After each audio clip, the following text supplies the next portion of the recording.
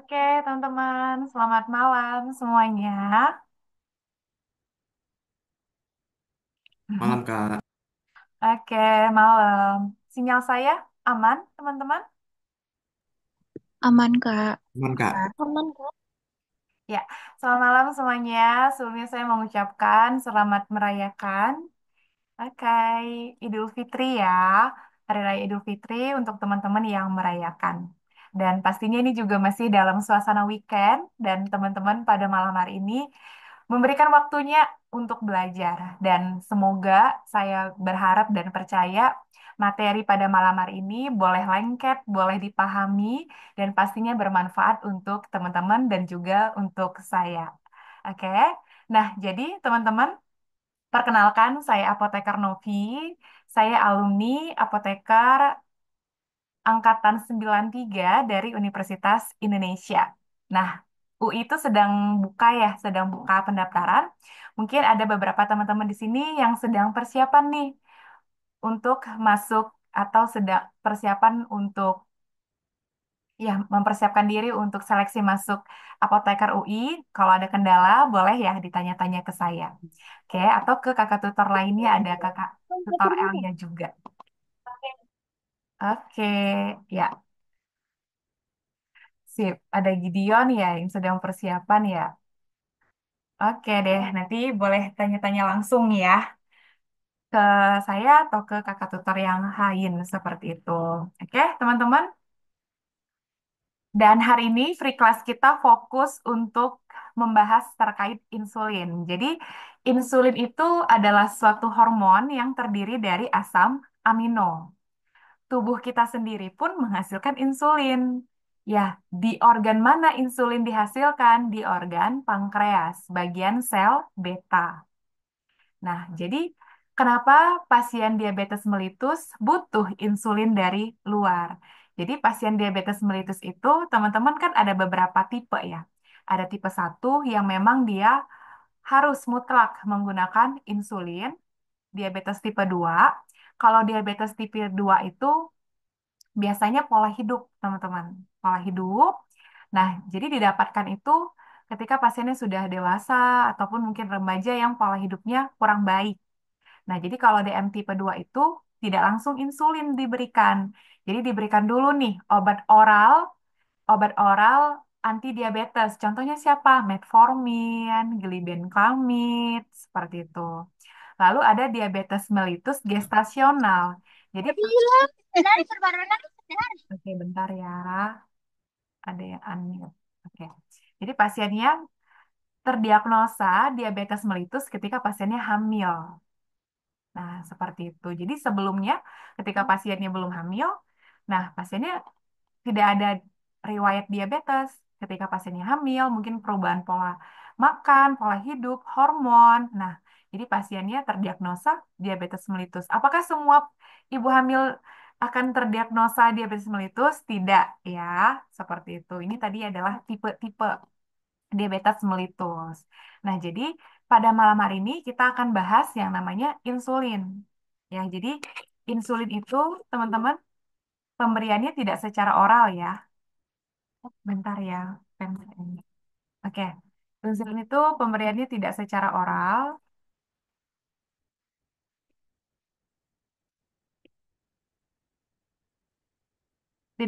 oral, insulin itu disuntikkan ya. Kalau pemakaian rutin, nah itu dia disuntikan secara subkutan, ya di jaringan lemak tuh.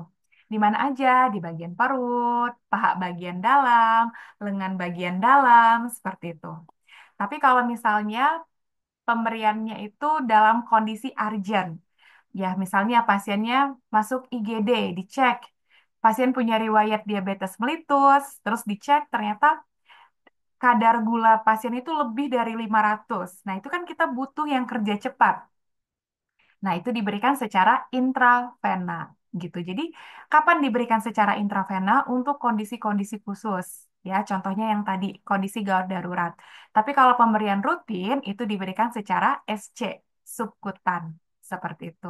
Saya lupa masukin gambarnya, nanti mungkin teman-teman bisa searching sendiri, insulin pen, Anak labuan kayak di seperti itu. Atau nanti setelah kita kuisis, saya akan masukin gambarnya. Oke? Biar lebih ada tergambarkan ya. Nah, jadi insulin itu sebelum kita masuk ke, iya belum bergerak. Ya, belum bergerak. Tapi sekarang udah bergerak belum, teman-teman? Udah ya? Oke. Ya, tadi masih pembuka. Kita cek. Nah, jadi sebelum kita belajar gimana ya cara cepatnya. Jadi suka kebalik-kebalik nih teman-teman. Mana yang kerja cepat, menengah, panjang, atau ultra panjang. Nah, kita harus kenal dulu ya insulinnya. Oke, jadi teman-teman,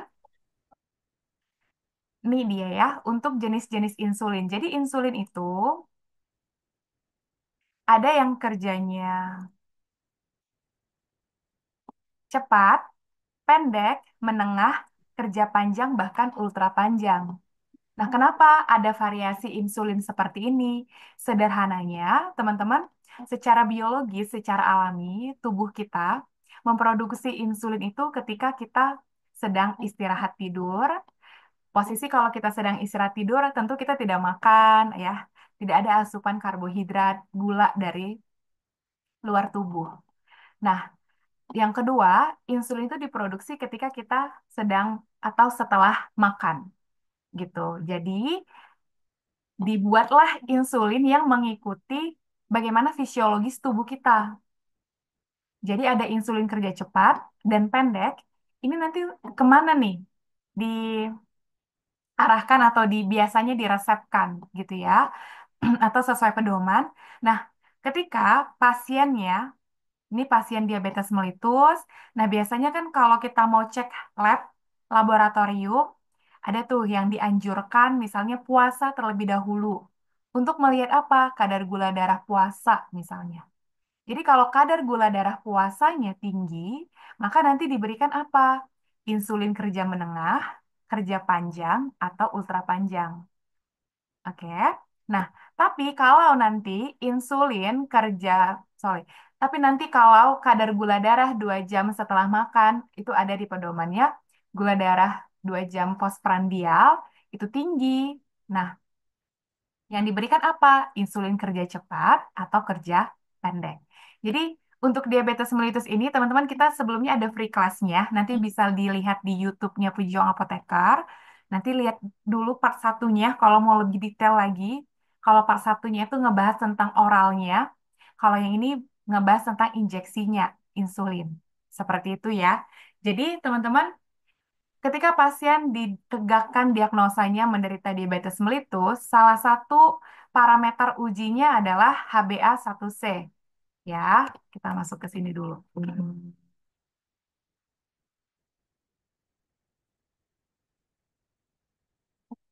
Ya, saya izin off kamera karena saya menggunakan satu device.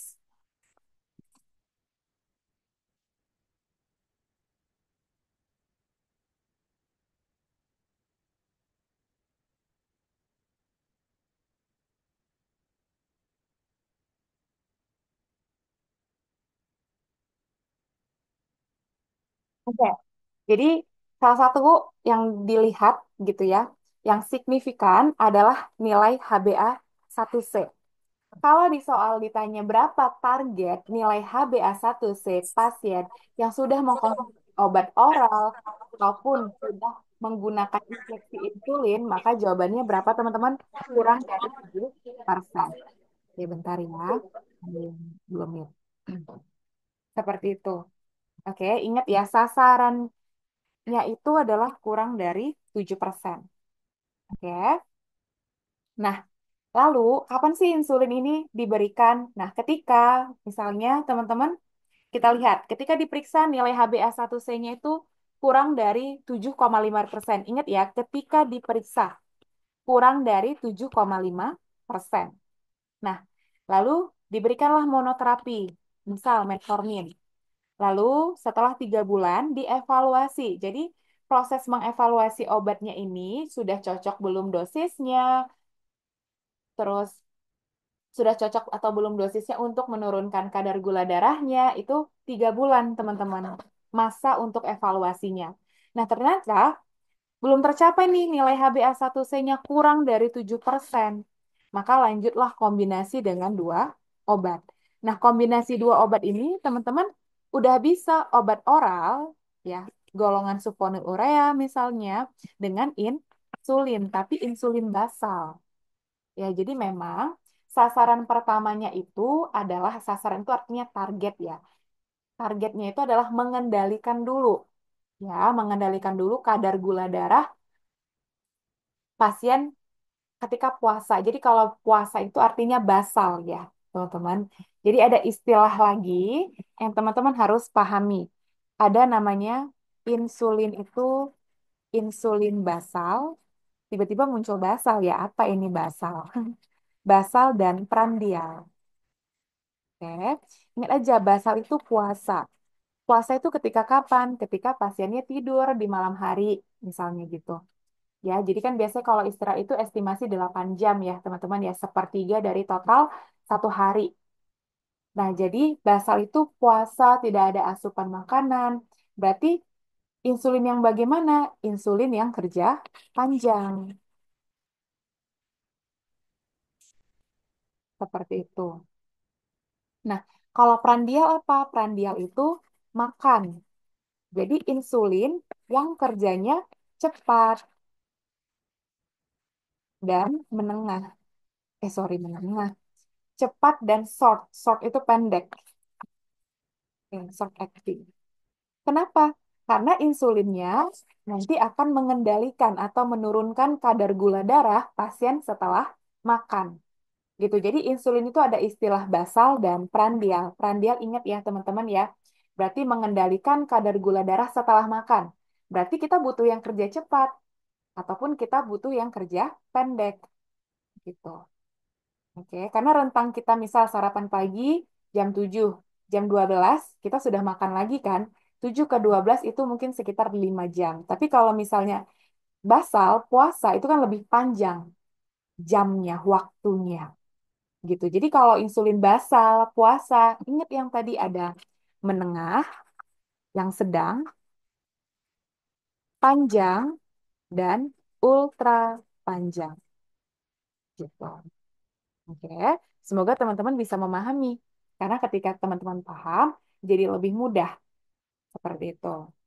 Oke, jadi kapan nih Kak diberikan insulin yang tadi ya? Ketika diperiksa nilai HbA1c-nya kurang dari 7,5%, lalu sudah diterapi dengan monoterapi sediaan oral ataupun kombinasi dua obat yang oral juga tapi beda mekanisme dan nilai HbA1c-nya itu belum mencapai sasaran, kurang dari 7% gitu ya. Nah, itu diberikan insulin seperti itu.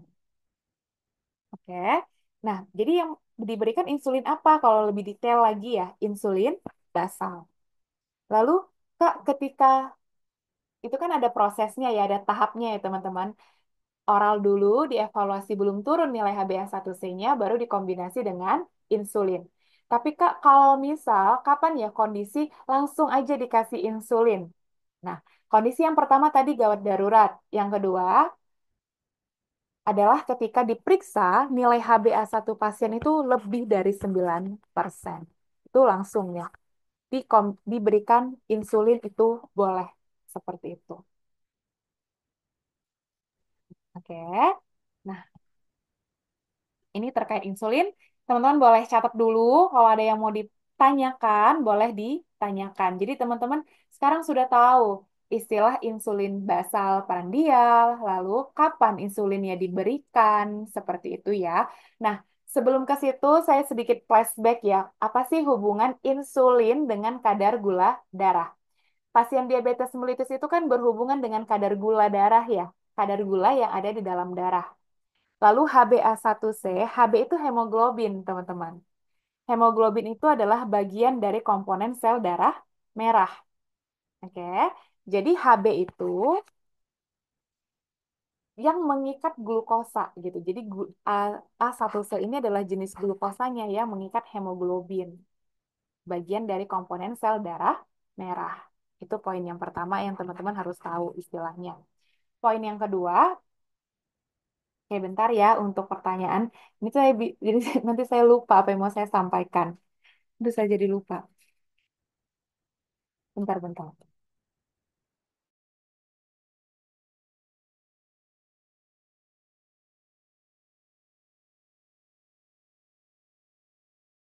Oke, berikutnya saya mau ngejelasin ya hubungan kadar gula dengan insulin. Oke. Nah, jadi gini teman-teman, ketika kita makan, karbohidrat diubah ya menjadi glukosa, glukosa beredar di peredaran darah kita. Nah, itu nggak boleh terlalu tinggi. Kenapa ya sinyal saya putus-putus ya? Tidak bergerak. Oh my God. Tapi di saya bergerak. Eh, sorry. Oh, ya. Ya, jadi kita bahas dulu ya terkait hubungan insulin dengan gula. Nah, jadi ketika kita makan, terus karbohidratnya diubah ya menjadi gula, masuk ke dalam peredaran darah kita. Nah, kan nggak boleh ya terlalu tinggi ya di peredaran darah. Tentu kita juga butuh gula untuk masuk ke dalam sel yang nanti akan diubah menjadi ATP, adenosin trifosfat. Nah, di mana ATP ini dibutuhkan ya teman-teman untuk berbagai macam metabolisme di dalam tubuh kita. Ya, biar bisa bergerak nih, biar bisa berproses. Proses metabolisme di dalam tubuh kita salah satunya. Nah, jadi hubungannya apa? Di dalam sel, ini misalnya sel ya. Di dalam sel itu terdapat namanya GLUT. Oke, GLUT itu adalah glukosa transporter.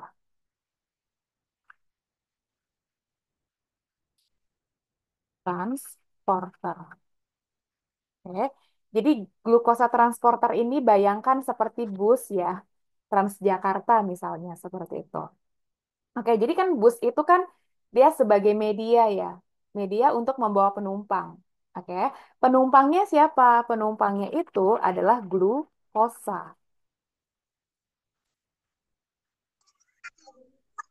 Oke, tujuannya kemana? Tujuannya ke mitokondria, diubah menjadi ATP nantinya. Oke, tapi masalahnya bagaimana ya GLUT ini bisa dapat penumpang? Nah, caranya adalah si insulin, insulin kan adalah hormon ya, hormon. Nanti dia masuk ke dalam sistem peredaran darah. Nah, di permukaan-permukaan sel ini, teman-teman, ada yang namanya reseptor. Ya, jadi reseptor itu adalah drug target atau tempat melekatnya obat. Kalau saya menyederhanakannya seperti itu. Nah, jadi insulin itu tadi yang beredar di em, apa sistem peredaran darah, dia akan melekat pada reseptor. Gitu, dia akan melekat pada reseptor yang hijau nih insulin ya. Nah, jadi ketika dia melekat pada reseptor, dia akan kasih sinyal ke glukosa transporter yang ada di dalam sel untuk naik ke permukaan. Gitu, naik ke permukaan. Nah, di luar ini ada si glukosa. Si glukosa kan sebagai penumpang ya tadi ya. Nah, jadilah si glukosanya bisa naik bus ya, atau melekat dengan si glut.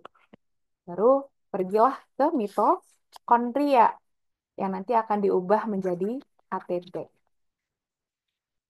Gitu. Itulah kenapa selalu kalau diabetes mellitus itu ada hubungannya dengan insulin. Tapi ada ya satu obat yang SGLT2 yang dia menghambat reabsorpsi glukosa di tubulus distal di ginjal, ya kan? Yang SGLT2 yang glyphlogin, yang akhirannya glyphlogin. Oke, itu teman-teman hubungan insulin dengan gula, insulin dengan DM tipe 2 ataupun tipe 1. Seperti itu. Oke, silahkan dicatat dulu. Kalau ada yang mau didiskusikan, boleh ditanya. Ya, kita belum, ya ada jembatan keledainya. Ini masih pengantar dulu ya, biar teman-teman semua paham. Gitu, oke? Jadi sebelum kita ke jembatan keledai, kita bahas dulu ya konsep-konsep dasarnya. Biar nanti teman-teman paham. Ketika nanti teman-teman studi kasus, ya kan nanti ada tuh, malam ini kita ada studi kasus juga ya untuk teman-teman persiapan. Nanti ya kan kalau kita apoteker, ada PKPA ya magangnya kita di pelayanan kesehatan, nanti kita dikasih kasus tuh teman-teman. Kita bedah gitu ya, kita lihat dosisnya udah sesuai atau belum, efek samping yang mungkin didapatkan pasien, nanti kita belajar ya, ada satu soal kasus. Seperti itu.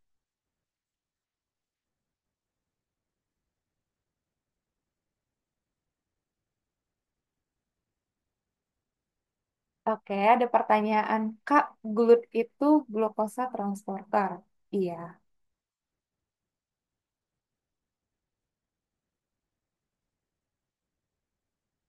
glukosa transporter, benar. Terus, eh, izin bertanya, Kak, bagaimana cara menentukan obat monoterapi?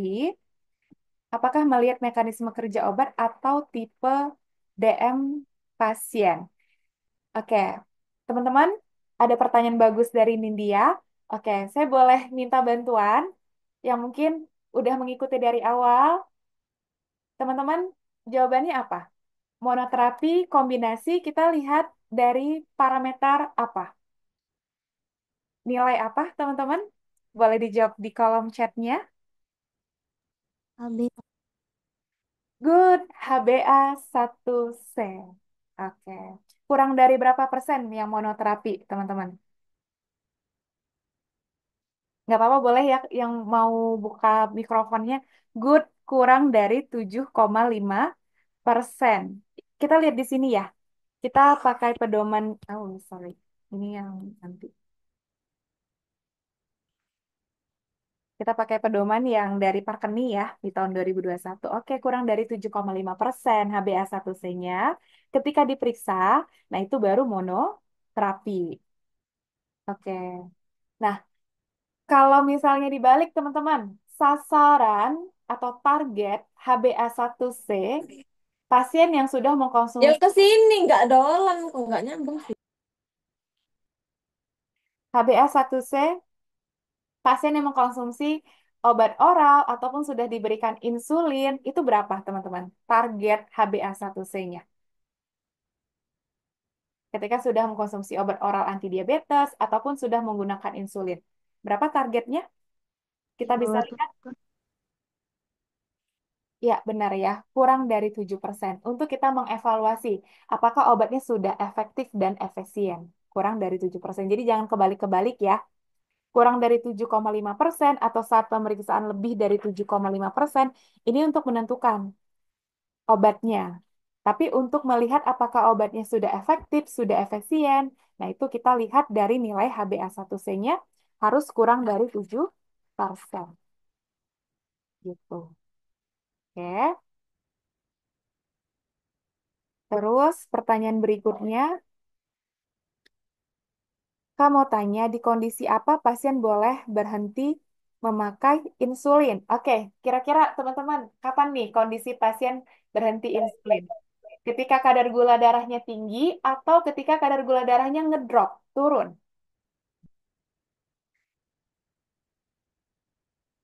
Oke, insulin itu kan untuk menurunkan kadar gula darah. Berarti ketika kondisi pasien yang seperti apa, teman-teman? Oke, good. Hipoglikemik, ketika kadar gula darahnya ngedrop. Ya, jadi jangan diberikan insulin lagi. Itulah kenapa terapi insulin ini resiko untuk hipoglikemiknya itu cukup besar. Ya, seperti itu. Oke, jadi teman-teman kalau misal nih pasiennya hipoglikemik, berarti obatnya apa? Ayo.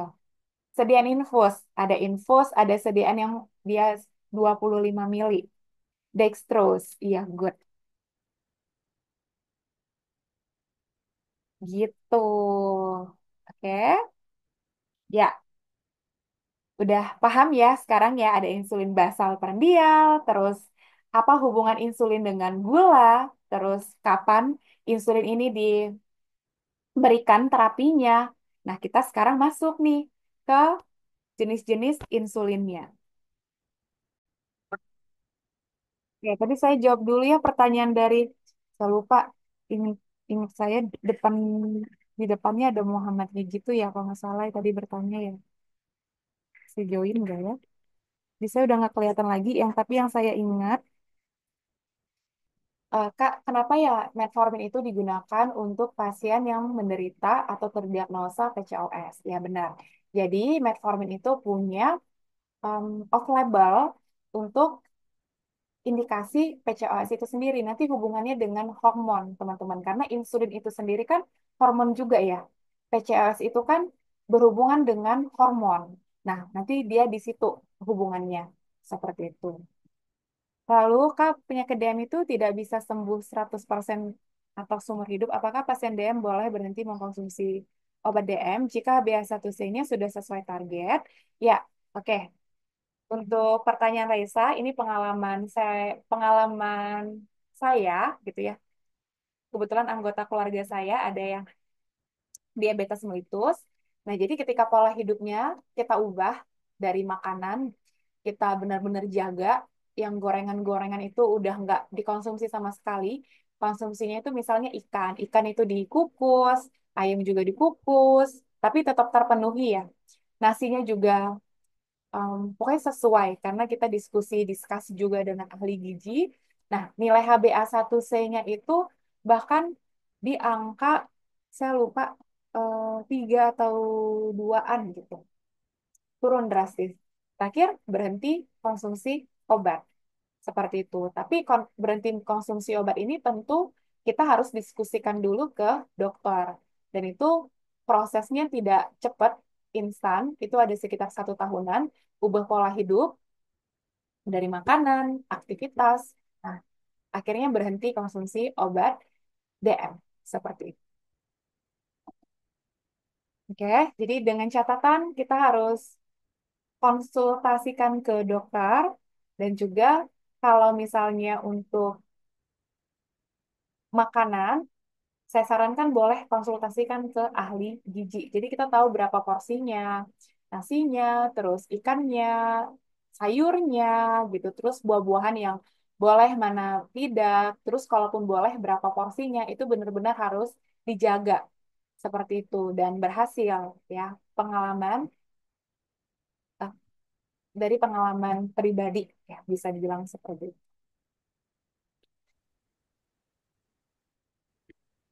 Ya, metformin juga punya off-label menurunkan berat badan, tapi saya tidak tahu apakah ini sudah disahkan di Indo. Saya belum dapat infonya, tapi yang saya baca memang kalau di luar penelitiannya sudah banyak ya, seperti itu. Oke, apakah semua penderita diabetes jika mengkonsumsi obat metformin akan mengalami penurunan berat badan? Juga selain bisa menurunkan kadar gula darah. Jadi, biasanya penderita diabetes mellitus itu mengalami penurunan berat badan itu kalau dia mengubah pola hidupnya. Jadi, sepemahaman saya yang saya baca mampu menurunkan berat badan metformin itu karena dia kerjanya itu menekan yang namanya nafsu makan gitu dari situ. Jadi menekan nafsu makan, so pasti kita jadinya tidak merasa lapar, tidak tidak tidak lapar lah misalnya seperti itu ya. Jadi berat badannya turun. Jadi mekanisme kerja metformin menurunkan berat badan itu dari cara menekan yang namanya nafsu makan. Seperti itu. Jadi kalau pasien diabetes mellitus, terus pasiennya obesitas, nah itu memang diberikan obat untuk menurunkan kadar gula darahnya adalah metformin.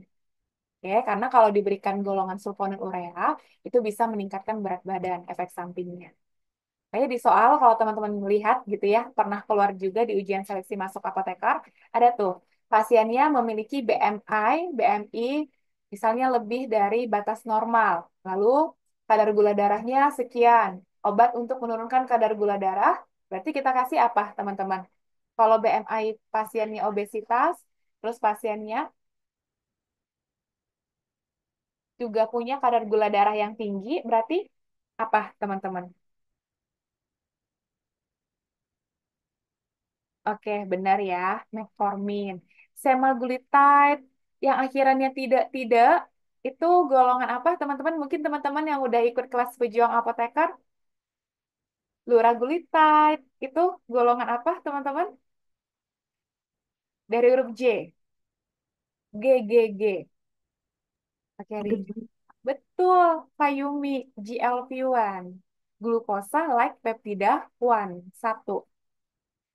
GLP-1 ini diberikan jadi menjadi first line terapi ketika pasiennya menderita gagal ginjal.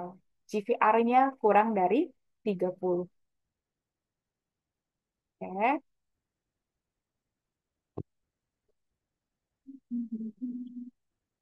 Oke, saya selesaikan ini dulu ya. Topik pada malam hari ini ya. Izin nanti takutnya kemalaman. Teman-teman sangat antusias sekali. Oke. Ini udah di-record ya. Saya agak panik karena tadi oke, ada distraksi sedikit.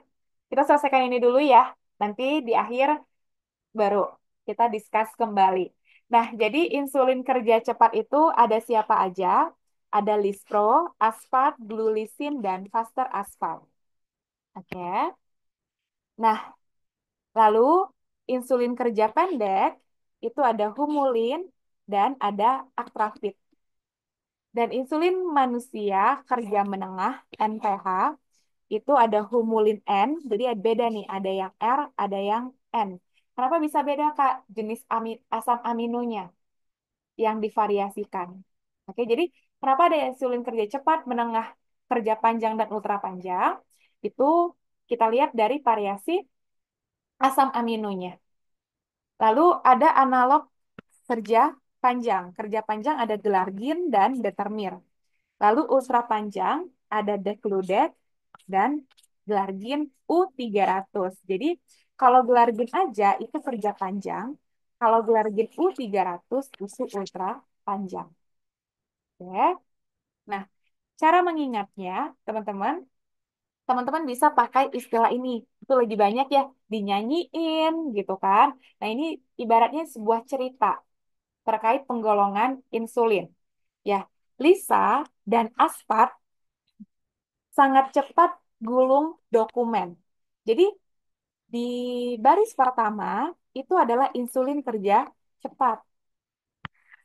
Siapa aja? Lisa, Lispro. Oke. Terus Aspart. Aspart ya Aspart. Terus kan di sini ada sangat cepat. Sangat cepat itu kan bahasa Inggrisnya faster. Ya, faster Aspart. Jadi ada Aspart, ada faster Aspart. Terus gulung. Gulung itu adalah glulisin. Gitu di baris pertama. Jadi di baris pertama ini adalah kelompok insulin kerja cepat. Lalu kelompok insulin kerja menengah, oke. Kelompok insulin kerja menengah itu ada siapa? Ada NPH, oke. Nah, lalu berikutnya kelompok yang ketiga insulin kerja panjang dari mana? Dari sini. Sebelum menggelar determinasi panjang. Nih ya. Sebelum menggelar determinasi panjang adalah insulin kerja kelompok panjang. Ada siapa? Gelar, gelargin. Determinasi itu adalah determir. Gitu. Oke. Nah, lalu berikutnya kelompok insulin kerja sangat panjang. Ada siapa aja? Gelar 300, yaitu gelargin U300 dan deg-degan. Deg-degan itu siapa? Dekludec gitu. Jadi tipsnya untuk mengingat kelompok insulin berdasarkan mekanisme kerjanya, teman-teman boleh ingat paragraf ini. Lisa dan Aspart sangat cepat gulung dokumen sekolah menengah NPH. Menengah itu berarti NPH. Sebelum menggelar determinasi, determinasi itu kan seperti sidang ya kalau kita di kampus, menggelar determinasi yang panjang. Jadi panjang ada siapa? Gelargir dan determir. Meski gelar 300 sangat panjang dan deg-degan. Jadi gelar 300 itu gelar Gen U 300 masuk kelompok sangat panjang dan dek ludek. Seperti itu. Oke.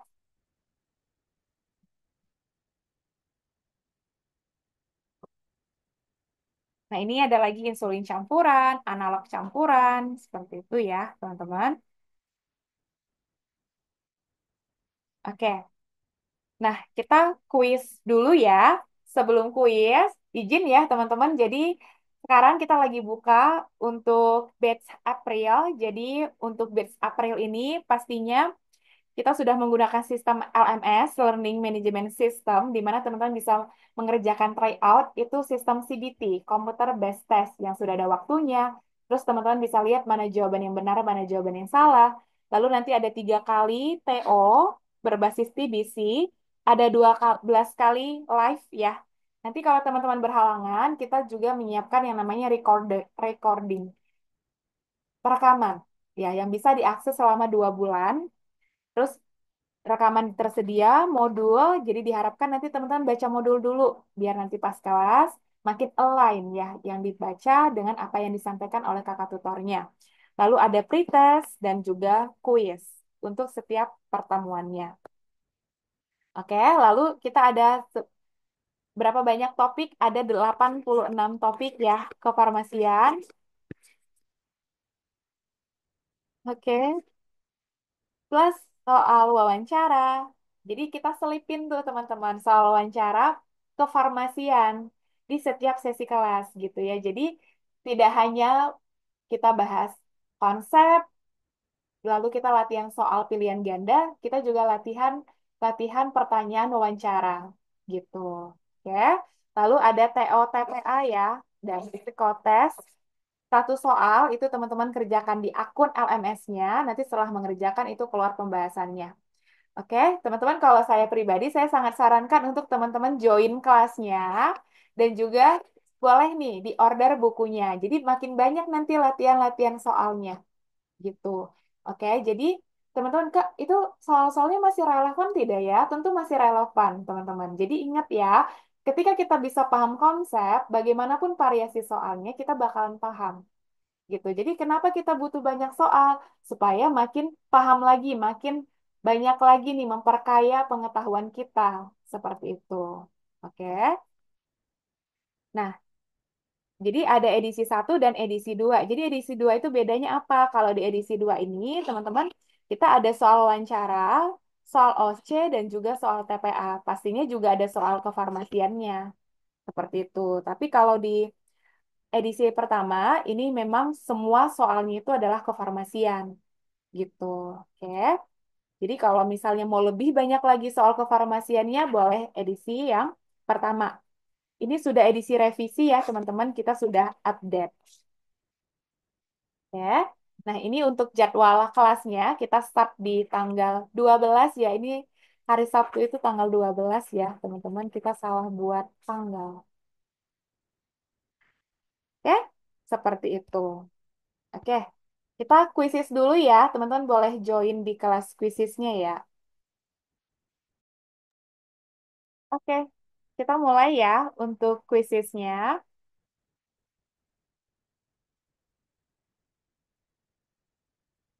Ya, teman-teman boleh join.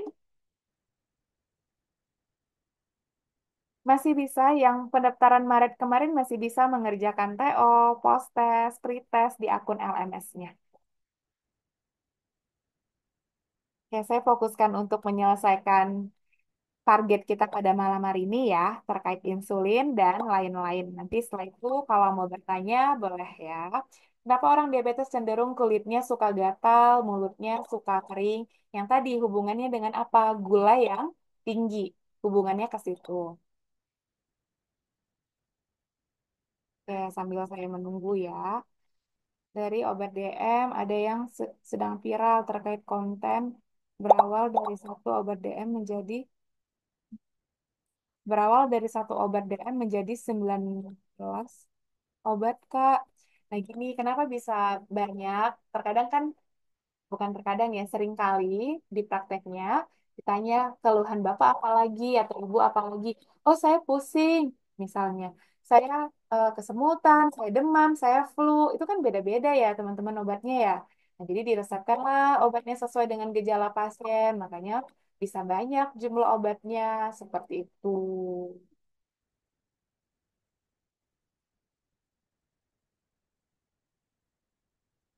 Oke, lalu cara kerja obat menengah, panjang, ultra panjang. Berarti diberikan kapan? Pada malam hari sebelum pasiennya istirahat. Karena kan ketika malam hari sebelum tidur, kita tidak mengkonsumsi apapun ya, teman-teman ya. Jadi diumpamakan itu kita sedang berpuasa. Seperti itu. Ya, udah terjawab semua ya.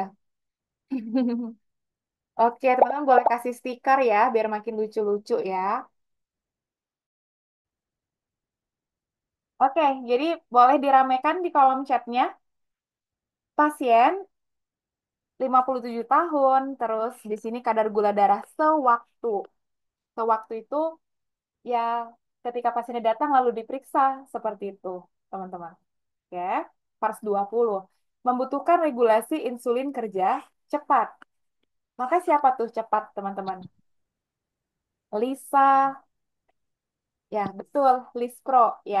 Yang tadi cara ngingatnya, Lisa dan Aspart sangat cepat menggulung dokumen ya, Lispro, Aspart, Faster Aspart, dan Glulisin. Oke, sehingga jawabannya adalah yang dodol.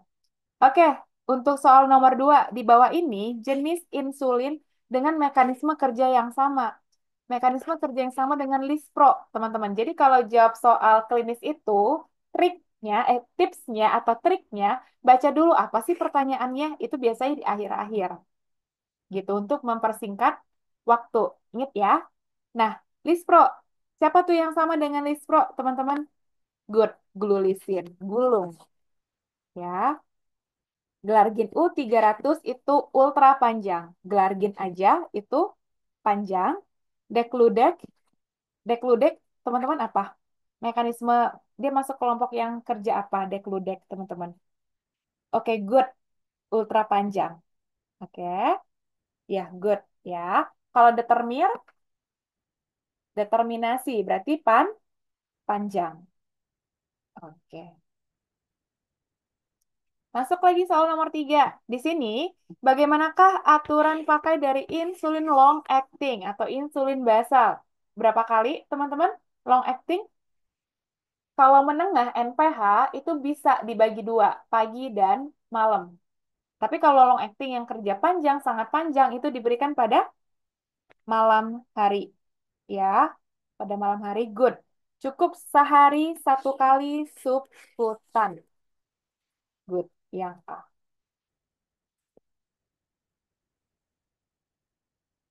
Oke, sorry. Soal nomor 4.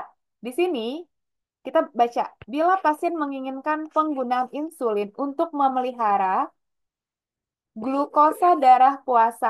Jadi glukosa darah puasa kita berikan insulin kerja apa, teman-teman? Panjang, ultra panjang, cepat atau pendek? Itu dulu. Boleh dijawab dulu. Sebelum jawab soalnya boleh ultra panjang, boleh panjang, menengah juga bisa. NPH. Ya, bisa ketiga-tiganya. Menengah, panjang, ultra panjang. Oke, jadi jawabannya apa, teman-teman?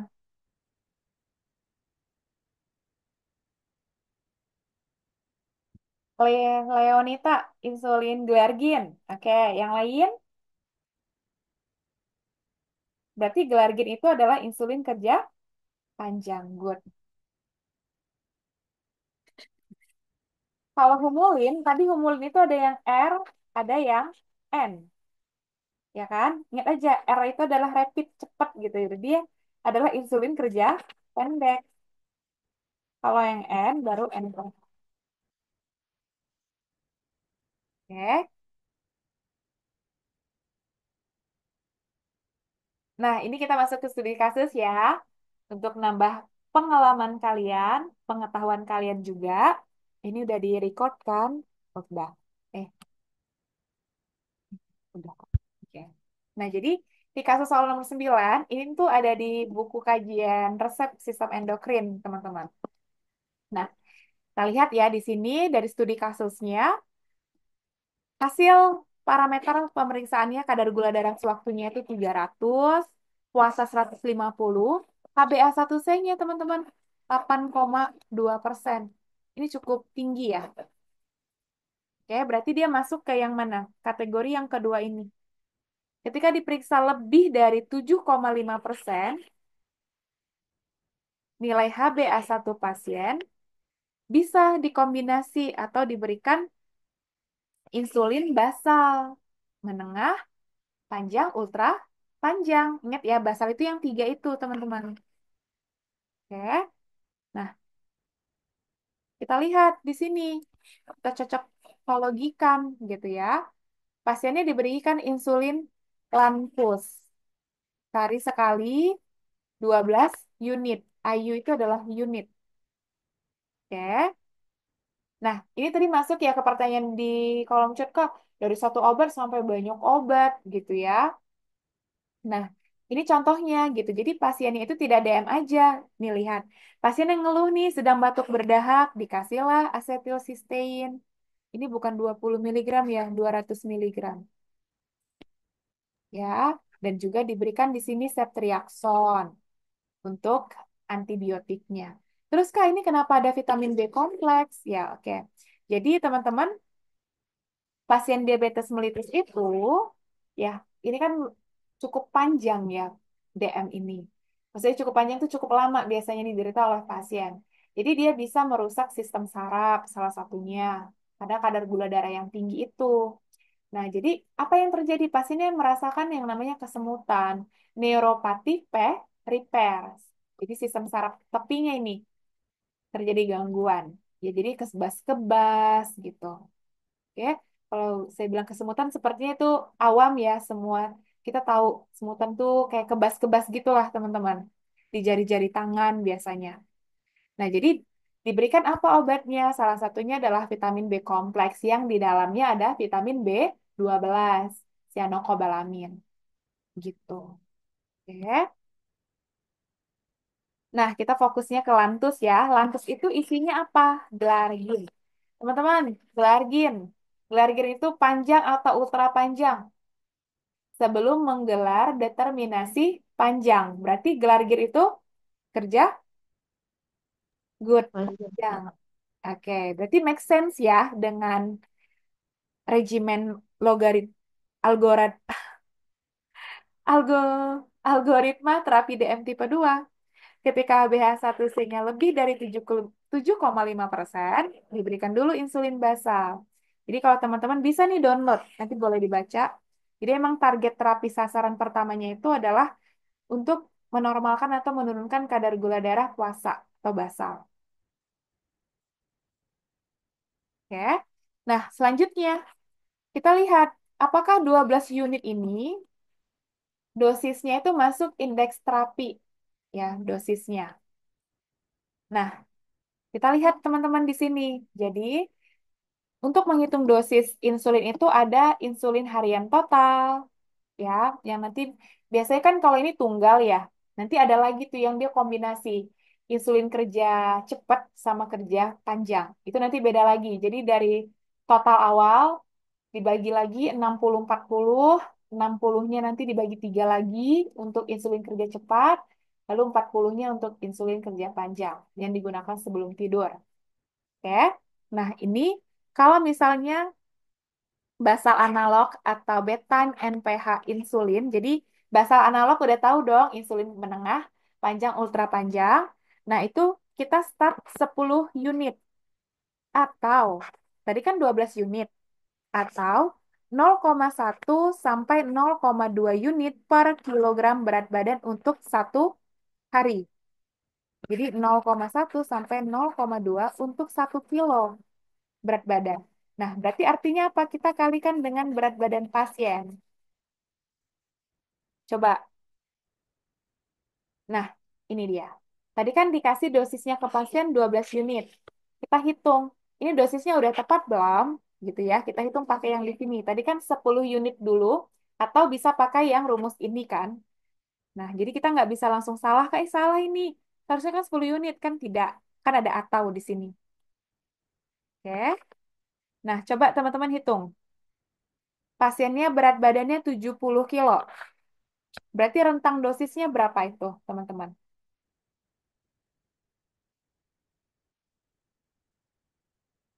Ingat ya, berat badan pasiennya 70 kilo. Ini cara ngitungnya. 0,1 sampai 0,2 per kilogram berat badan. Berarti kalikan 70 kilo. Coba cari berapa unit rentangnya untuk pasien di kasus ini. Yang udah nemu boleh ditulis di kolom chat. Misal 10 sampai 15 gitu. Ini kan bukan kurang ya, sampai. Kita buat SD aja ya, sampai dengan. Good. 7 sampai 14 unit. Oke. Oke. 7 sampai 14 unit. Good, teman-teman. Berarti gimana? 12 unit. 12 unit itu masih oke. Dia masuk, dia masih di dosis terapi. Gitu. Kenapa nggak boleh terlalu tinggi, Kak? Yang tadi resiko hipoglikemiknya besar. Ya, kalau misalnya kurang, ya kadar gula darahnya tetap tinggi, bisa merusak organ-organ yang lain kan? Seperti itu. Oke, berarti dia udah cocok nih secara dosis. Jadi untuk kita kajian resep itu banyak sekali aspeknya. Ini karena kita hari ini bahasnya insulin, jadi fokus saya ke insulinnya ya, teman-teman. Cara lihat dosisnya udah cocok atau belum, kayak gitu. Nanti biasanya kalau pasien rawat inap, itu ada tuh ditulis kondisi-kondisi pasien, kita evaluasi dari situ, gejala-gejala yang dirasakan pasien, apakah itu efek samping atau bukan, kayak gitu. Oke. Dan di sini kapan diberikan? Malam hari sebelum tidur ya, disuntikan di subkutan bagian jaringan lemak. Di perut, di bagian paha dalam, di bagian lengan atas, ya, bagian dalam, seperti itu. Oke? Nah, selanjutnya, yang tadi saya udah singgung, NPH juga bisa diberikan pada pagi hari atau pada malam hari. Kenapa gerak sendiri? Tunggu, tunggu, tunggu, tunggu. Oke? Nah, jadi, kapan Kak diberikan dosis yang terbagi si NPH-nya? Kalau, ya, lihat, kan dia nyambung dari sini. Sudah diberikan nih dosisnya. Misalnya yang tadi 12 unit. HbA1c-nya itu tetap tinggi, nggak turun-turun. Nah, dievaluasi lah. Diberikanlah NPH misalnya. Tapi dengan dosis terbagi. Dosis terbaginya itu ini yang 2 kali sehari. 2 kali sehari itu bagaimana? Diberikan pada pagi hari, oke, sebelum makan, ya, 30 menit sebelum makan, kayak gitu. Atau, bukan atau, yang kedua itu pada malam hari sebelum tidur. Jadi dihitung dulu teman-teman, ya, dihitung dulu berapa dosis harian totalnya, baru dibagi 2/3 untuk pagi hari, 1/3 untuk malam hari. Kita langsung ke latihan soal ya. Saya rasa latihan soalnya langsung ke NPH deh. Ya, benar ya. Hmm. Kita bisa lihat di sini. Ini soal UKAI ya, teman-teman. Nggak apa-apa ya, persiapan ya. Biar align, nyambung. Bagaimana ngitung dosis insulin? Jadi, berapa dosis yang direkomendasikan? Kita langsung lihat di sini. Diberikan intermediate. Intermediate itu kan sedang, ya, berarti NPH. Nah, di sini dosis terbagi. Ada pagi hari dan malam hari. Berarti hitung dulu dosis total. Inilah dosis totalnya, teman-teman. 0,5 unit per kilogram berat badan untuk 1 hari. Oke, coba berat badannya berapa? 66 kilo. Nah, 66 kilo ini teman-teman kalikan 0,5, nanti hasilnya bagi dua.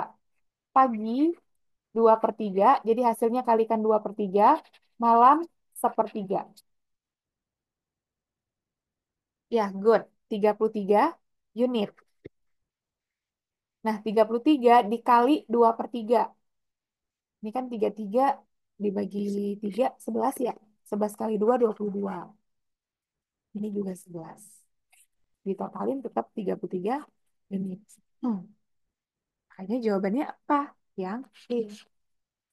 Sebenarnya, kalau kita udah hitung ya, 66 dikali 0,5 itu kan setengah ya. Berarti 66 itu setengahnya berapa? 33.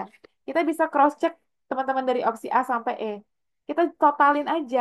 11 tambah 33, 44. Ini enggak. 5 tambah 2, akhirnya 7.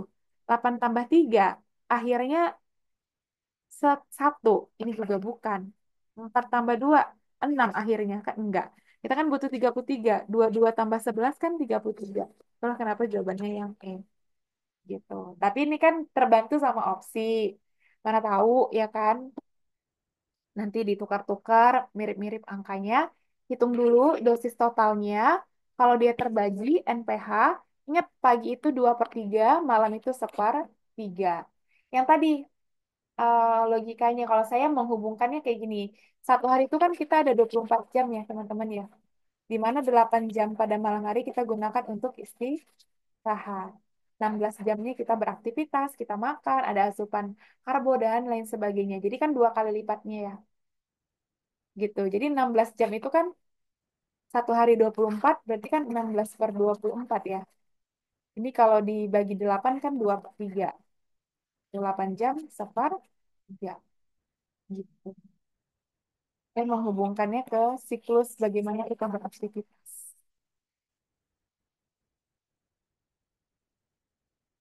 Kak, kalau NPH itu selalu dosis awalnya 0,55 Kak.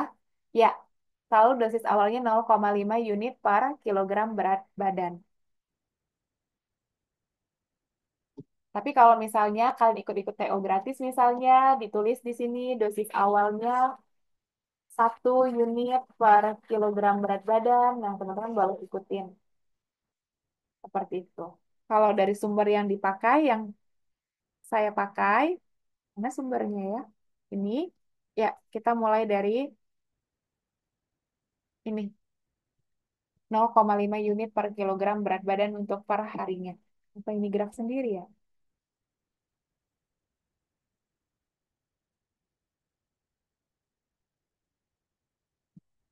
Tapi nanti mungkin bisa bervariasi ya mengikuti literatur yang dipakai. Seperti itu. Dan biasanya dikasih tahu dulu kok berapa dosis harian totalnya. Itu selalu dikasih tahu.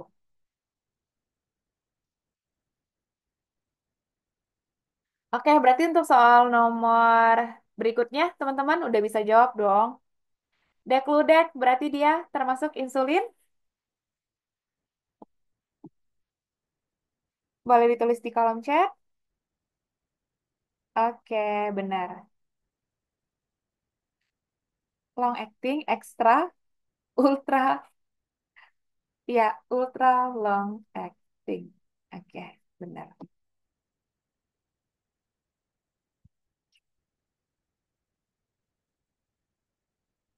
Bentar ya. Tadi ada yang mau screenshot yang ini dulu. Sebentar ya, teman-teman.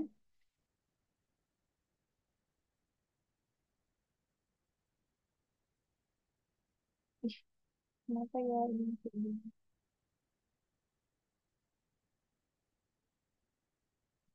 Oh, bentar ya. Oke.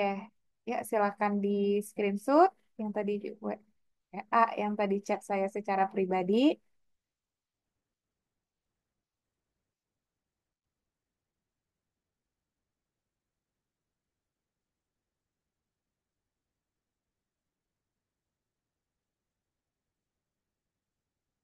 Oke.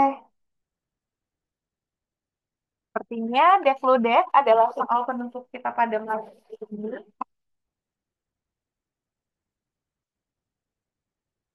Teman-teman, gimana kalau kita foto bersama? Boleh? Untuk penutup pada malam hari ini.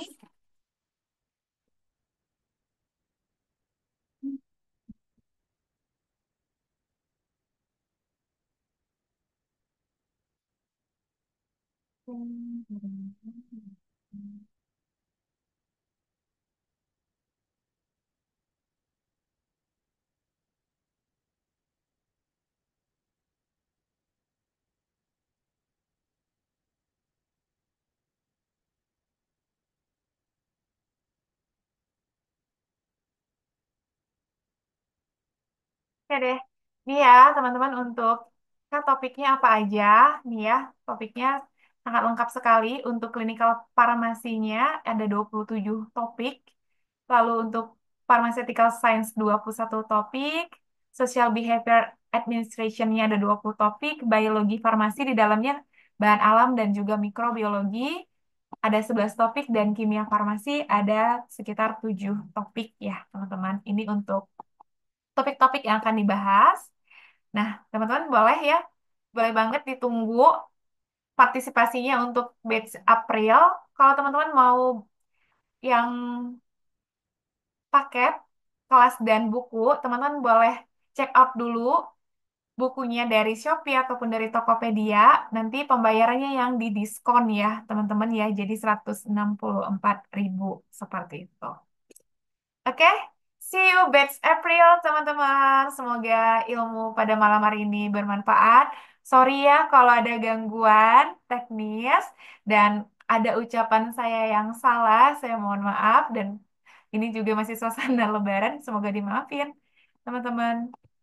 Oke, teman-teman kita boleh foto bersama tidak ya? Boleh berkenan membuka kameranya untuk kita, tapi udah banyak yang live ya. Ya udah deh, kalau kayak gitu next time aja. Nanti kita masih ada free class untuk minggu depan, teman-teman. Kita akan banyak free class. Ditunggu ya kehadirannya. Selamat malam, terima kasih semuanya. See you.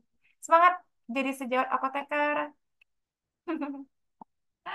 Sejin Liu.